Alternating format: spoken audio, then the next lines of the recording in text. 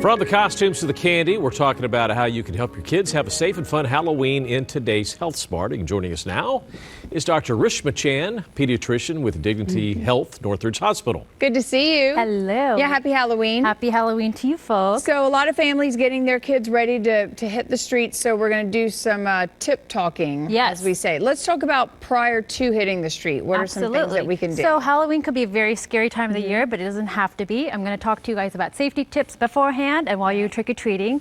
So, well, before you start off, you want to make sure you're seen by the vehicles.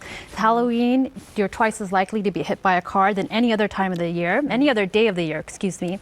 So you want to be bright and reflective when it comes to your costume. You can use reflective tape on your costume or on your Halloween bag. I always encourage trick-or-treaters to carry around flashlights with fresh batteries. And you want to trick-or-treat on fresh, like on nicely lit sidewalks, and you use a crosswalk. Okay, so... And other things, sorry. Okay, so anything else when they're hitting the streets? Yeah, before you're hitting the streets, so you want to make sure that your costumes aren't long, you're not tripping over them, you're not getting caught while you're walking, your shoes fit well. If you're wearing a mask with your Halloween costume, you want to make sure it doesn't obstruct your vision.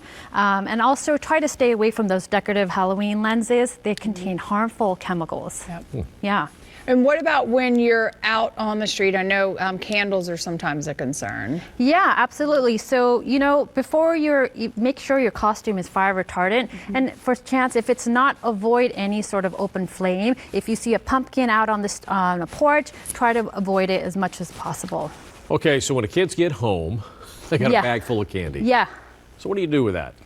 Well, first thing is you want to vet the candy. You want to make sure that there's no choking hazards in the candy bag, that the candy hasn't been tampered with, it hasn't been opened, there's no foreign objects that are associated with the candy. Yeah. Important note, if your child has a food allergy, make sure you read the ingredients properly. There's a lot of common allergens such as dairy, soy, wheat that are in Halloween candy, and you want to make sure that you read the ingredients pretty well before you give it to your child. And then also too, in terms of candy, it's going to be hard to go to sleep with all that sugar. Yeah. How much do you allow? Well, the correct answer is, ration the candy, ration the loot. You don't want to give your children all the candy all at once. Have them pick out their favorite candies and then keep the rest for another time. Or for the rest of the month. If you're that lucky. Yeah. So a lot of people out there, they may not have kids and they may not even realize that this is even Halloween night. So any suggestions for those people, like be aware of what's going on? Yes. So some advice for motorists and some advice for homeowners, if I may. For motorists, just be careful.